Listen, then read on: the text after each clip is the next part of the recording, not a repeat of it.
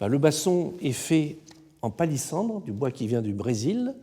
Donc l'air que j'envoie passe dans le bocal, que vous voyez ici, dans la petite branche, dans la culasse, remonte ici et sort par le bonnet. Il faut absolument une hanche pour faire le son. Si je souffle, il n'y a rien qui se passe. C'est l'hanche qui va vibrer sur elle-même qui va donner le son. Donc c'est en montant, en bougeant les doigts.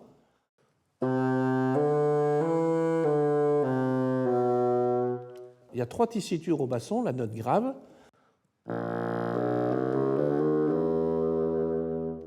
Le médium.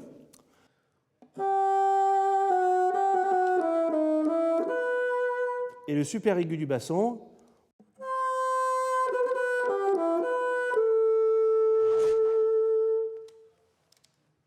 Alors le répertoire est très vaste.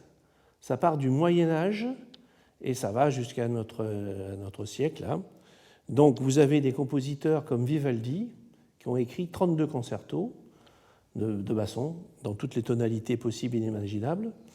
Ensuite vous avez Saint-Saëns qui a écrit aussi des sonates. Mais là je vais vous jouer plusieurs choses. Donc Vivaldi.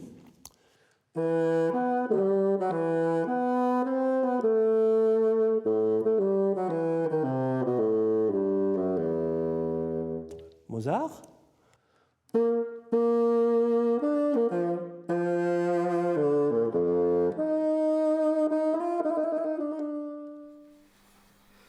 Je m'appelle Célia, j'ai 22 ans et je suis au conservatoire depuis environ une douzaine d'années où j'ai étudié le basson et le cours de chant actuel. J'étais à l'école primaire au Cougoussol et mon professeur actuel, donc Monsieur Jackie Mingo, venait pour y donner des cours de flûte. Puis il m'a proposé de venir au conservatoire en disant que j'avais potentiellement un quelconque talent.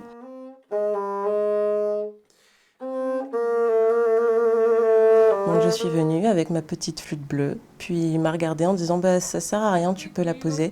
Et il m'a sorti cet instrument, le basson. Ce qui me plaît particulièrement dans cet instrument, c'est qu'il n'est pas connu de tous. Je me déplace souvent dans les écoles pour présenter l'instrument.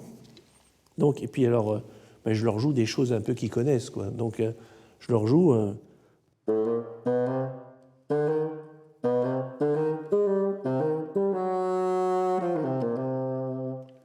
Voilà, ça c'est la panthère rose.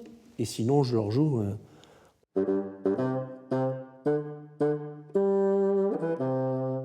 En général, ils me disent que c'est la musique du football. Voilà, donc je leur explique que c'est l'hymne national. Ce qui me semble le plus difficile dans l'apprentissage du basson, c'est justement l'apprentissage à respirer correctement et savoir gérer son souffle. Alors, au conservatoire, il y a un accompagnement qui est incroyable. On y rencontre plusieurs profs, plusieurs professionnels, que ce soit aussi des adultes ou même des élèves. On a plusieurs activités, comme par exemple des petits orchestres, où on peut faire des musiques de chambre, ou aussi ça nous permet de faire des petits extraits musicaux entre nous, juste entre amis, c'est assez sympa.